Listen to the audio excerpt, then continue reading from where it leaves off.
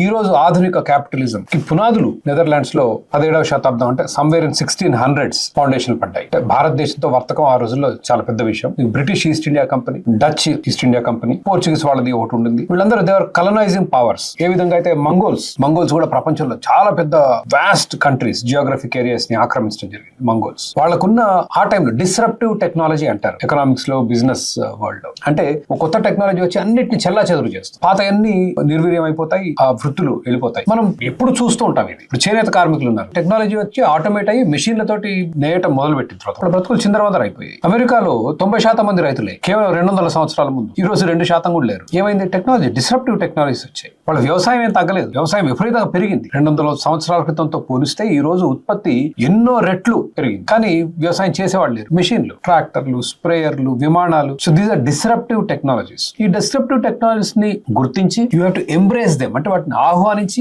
మన జీవన శైలిలు మార్చుకొని అభివృద్ధి చెందితే బాగుపడతాం. లేదు ఈ ఆర్టిఫిషియల్ ఇంటెలిజెన్స్ వస్తే ఉద్యోగాలు పోతాయి, కంప్యూటర్లు వస్తే ఉద్యోగాలు పోతాయి అని మనం వ్యతిరేకిస్తే will have a lot of problems. You will be stuck with poverty. ప్రపంచం ముందుకెళ్ళిపోద్ది, మీరు వెనకబడతారు. అండ్ ఉత్పత్తిలో వెనకబడతారు. ఉత్పత్తి లేకపోతే బీదరికం. ఇంకా బీదరికంతో వచ్చే కష్టాలు ఒకటి కాదు, 1000 రకాల కష్టాలు. చదువు రాదు, వైద్యం దొరకదు, ఆకలి చావులు, ఉండటానికి ఇల్లు ఉండదు, రోడ్లు సరిగ్గా ఉండవు, అవినీతి, అంతర్యుద్ధాలు, బీదరికంతో వచ్చే కష్టాలు ఇవి. So Mongols, as I was saying, were great warriors in horse warfare. cavalry, గుర్రాలతో యుద్ధం చేయడం. కానీ దాంట్లో పెద్ద గొప్ప విశేషం ఏముంది? గుర్రాలు మనం మహాభారతం, రామాయణంలో కూడా పాత ఎన్టీఆర్ సినిమాలు చూస్తే ఒక రథం, దానికి 8, 10, 12 గుర్రాలు. గుర్రాలని రవాణాకి, యుద్ధాల్లో వాడటం, గుర్రాలు, ఏనుగులు అనేది వేల సంవత్సరాలుగా వస్తుంది. మరి మంగోల్స్ దగ్గర స్పెషాలిటీ ఏంటంటే, ఒకటి అత్యద్భుతమైన గుర్రాలు breed, but that is not it. They specialised in fighting. Once apparently some of you can check. Mongols కున్న ప్రత్యేకమైన స్కిల్ ఏంటి? చిన్నప్పటి నుంచే 3, 4, 5 ఏళ్లప్పటి నుంచి వాళ్ళు గుర్రాలకి స్వారీ చేయడం నేర్చుకుంటారు. And they learn to shoot the arrow while riding. అది ఇతర ఏ తెగ కూడా అంత ఈజీగా మాస్టర్ చేయలేకపోయింది. దానికి కారణం వాడు 4-5 ఏళ్ల నుంచి గుర్రం ఎక్కి మొదలు పెడతాడు, చిన్నతనం నుంచి. As a result they have become Genghis Khan. You have heard of it, right? భారతదేశానికి వచ్చిన మొఘల్స్ అంటాం. Mughals are nothing but Mongols. So భారతదేశాన్ని ఆక్రమించింది కూడా వాళ్ళే.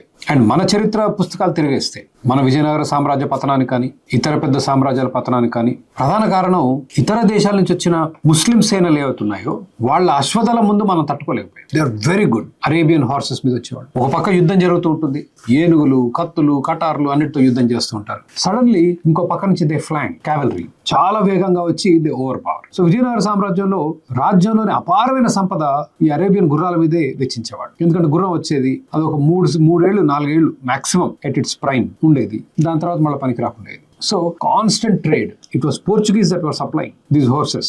Either Pondicherry or Goa. I mean, we need to check. It was a major port ఈ గుర్రాలు తీసుకురావడానికి. And a huge source of money for the Portuguese. And they had very great relationship. వాణిజ్యం చాలా భారీ స్థాయిలో ఉండేది పాత రోజుల్లో. దేశం నిండా పోర్టులు. మన దగ్గర వ్యవసాయ ఉత్పత్తులు చాలా సంపన్న దేశం. ఈ రోజు అమెరికా ఎంత సంపన్న దేశమో అప్పట్లో చైనా, ఇండియా కలిసి అంత సంపన్న దేశాలు. They were equal to 1/5 of the world's GDP. ప్రపంచంలో ఉత్పత్తి అయ్యే ఉత్పత్తిలో 20% was between India and China. 1/5. Today United States is almost there, or కొంచెం తక్కువ ఉండొచ్చు. సో ప్రపంచంలో అన్ని దేశాలు ఇక్కడికి వచ్చాయి. It was a very eclectic place. American civil war లో వీఆర్ ఎక్స్పోర్టింగ్ గన్ పౌడర్. భారతదేశం నుంచి గన్ పౌడర్ కూడా తయారు చేసేవాళ్ళం మనం. But they have really mastered the art of warfare. యుద్ధం, తుపాకులతో యుద్ధం. Highly disciplined force. మీరు చూస్తారు మన పాత సినిమాలు కనుక చూస్తే అప్పట్లో మెషిన్ గన్ ఉండే కావుగా 4, 5, 6 వరుసల్లో మనుషులు ఈ సోల్జర్స్ నిలబడతారు. ఓ జనరల్ ఉంటాడు, ముందు వరుస ఫైర్ అంటాడు, ఫైర్ చేసి వాడు కూర్చుంటాడు. నెక్స్ట్ ఈయన కూడా ఫైర్ చేస్తాడు, వాడు కూర్చుంటాడు. నెక్స్ట్ ఇంకోటి ఫైర్ చేస్తాడు, వాడు కూర్చుంటాడు. So because there are no machine guns, they are simulating, they are using humans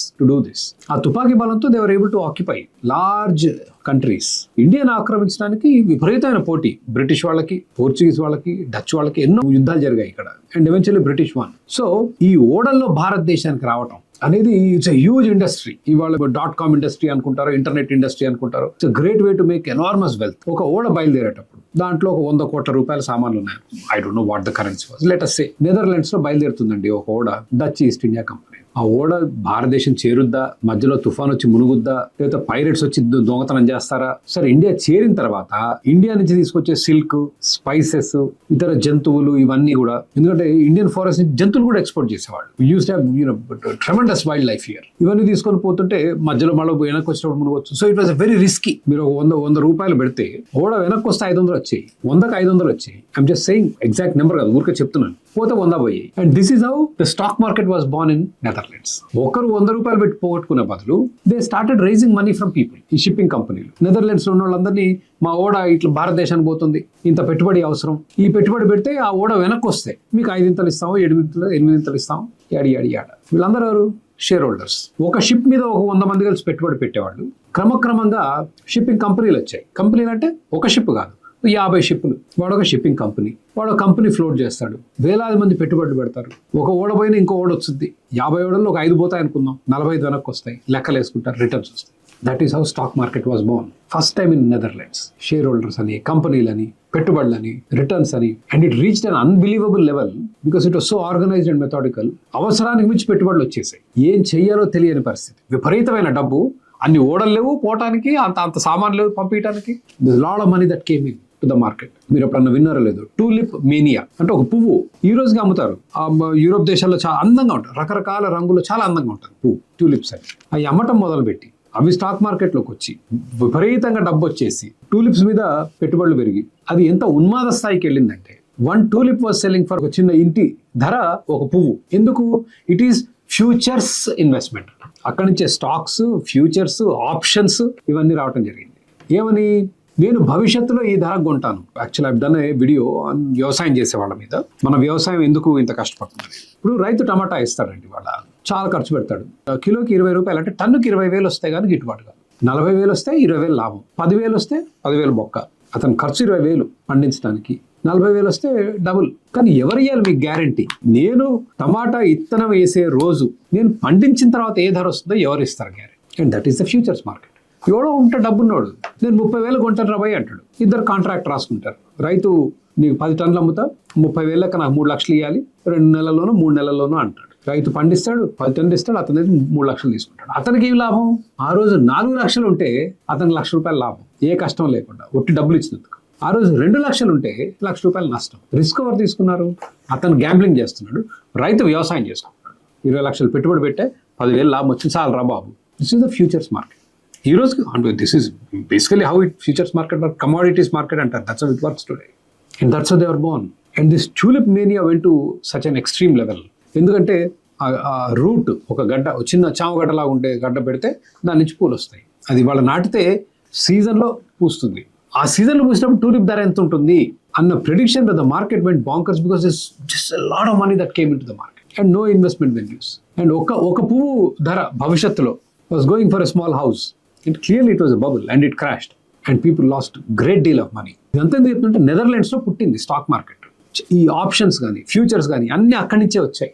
మొత్తం ప్రపంచం అంతా వ్యాప్తంగా స్ప్రెడ్ అయింది అక్కడి నుంచే. Netherlands, Dutch east India company, దీంట్లో భారతదేశం చరిత్ర చాలా ఉంది. ఇవాళ ఇదే నెదర్లాండ్స్లో క్యాపిటలిజం చచ్చిపోయింది. That is what I wanted to tell you today. And here is the somebody wrote, capitalism started in 1602 in the Netherlands with the world's first stock exchange. అది నేను చెప్తే భారతదేశానికి వచ్చే ఓడల కొరకు వచ్చింది అది. Capitalism just died in the Netherlands in 2026 with the first unrealized gains tax. Neo-feudalism is here, we are all serfs now. మనందరం బానిసలం అయ్యాం. ఏం జరుగుతుందంటే క్యాపిటలిజంలో, ఇది అమెరికాలో కూడా చాలా కాలం ఉంది. Trevor Noah Elon Musk stocks మీద ఎందుకు పన్ను వేయాలని ఒక చేశాడండి. మీరందరూ తప్పక చూడండి. కాపీరైట్ పడుతుందని నేను ప్లే చేయట్లేదు, సంతోషంగా ప్లే చేసేవాడిని. సో ట్రెవర్ నోవా చేసిన ఆ వీడియో మీరు తప్పకుండా చూడాలి. Just google it or check it on YouTube. It is there full video, 3-4 నిమిషాలు ఉంటుంది. ఈలాన్ మస్క్ లాంటి వాళ్ళు స్టాక్స్ అమ్మకపోయినా కూడా స్టాక్స్ డబ్బుల్లా వాడుతున్నారు.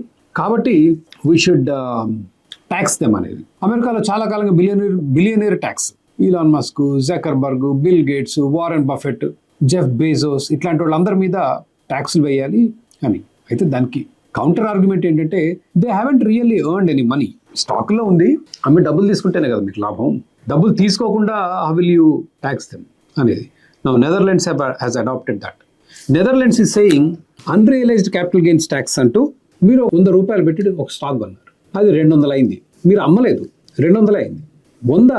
200 అయితే అమ్మకపోయినా ఆ పెరిగిన 100 రూపాయల మీద ట్యాక్స్ కట్టాలి.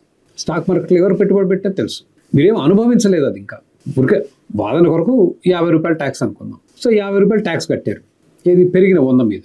ఆ స్టాకు పడిపోయింది, మళ్ళీ ఎంతకి 50కి పడిపోయింది. ఇప్పుడు మీకు ఎంత అయినట్టు నష్టం? మొత్తం పోయిందిగా 0 అయిపోయారు మీరు. You understand? 100 రూపాయలు పెట్టి స్టాక్ కొన్నారండి, 200 అయింది. ప్రభుత్వం అంది అన్రియలైజ్డ్ క్యాపిటల్ గెయిన్స్ ట్యాక్స్. నీకు వచ్చిన 100లో నాకు 50 ఇయ్యండి, 50 వాట్ ఎవర్ ఇట్ మేబీ 50 అనుకుందాం. It is easier, round figures వాడితే మనకు నెంబర్ ఈజీ. 50 తీసుకుంది, స్టాక్ క్రాష్ అయింది, క్వార్టర్లీ ఎర్నింగ్స్ వచ్చాయి, ఇది కంపెనీ సరిగ్గా నడవట్లేదురా అన్నాడు, 50 రూపాయలు పడిపోయింది. ఇప్పుడు మీరు అమ్మారు స్టాక్, 50 వచ్చింది. ప్రభుత్వానికి ఇంతకుముందు ఎంత కట్టారు? 50 కట్టారు, బీరం బాట. అంటే మీకు మొత్తానికి 100 దూరం తీరిపోయింది, ఏం మిగలేదు. మీకు ఇంకా సులువుగా అర్థం కావాలంటే చెప్పేది ఏంటి అంటే, మీరు ఒక 10 లక్షలు పెట్టి ఒక ఇల్లు కొన్నారండి, మార్కెట్ ధర పెరిగి ఇంటి ధర 15 లక్షలు అయింది. 5 లక్షలు పెరిగిన ధర మీద మీరు ఇల్లు అమ్మకపోయినా కూడా పెరిగిన 5 లక్షల మీద ట్యాక్స్ కట్టు అంటుంది ప్రభుత్వం. That is called unrealised capital gains tax. Gain అంటే లాభం, అన్రియలైజ్డ్ అంటే మీరు చూడని లాభం మీద పన్ను. That is why we are declaring that capitalism ఎక్కడైతే నెదర్లాండ్స్లో పుట్టిందో ఆ నెదర్లాండ్స్లో క్యాపిటలిజం చచ్చిపోయింది. భారతదేశాన్ని 78 ఏళ్లుగా కటిక దారిద్ర్యంలో ఉంచింది సోషలిస్ట్ భావజాలం. మన దేశం అభివృద్ధి చెందాలంటే క్యాపిటలిజం ఒక్కటే మార్గం. మీ నగరంలో క్యాపిటలిస్ట్ వ్యవస్థ మీద నాతో చర్చా గోష్ఠికి కింది నెంబర్కి ఫోన్ చేయండి.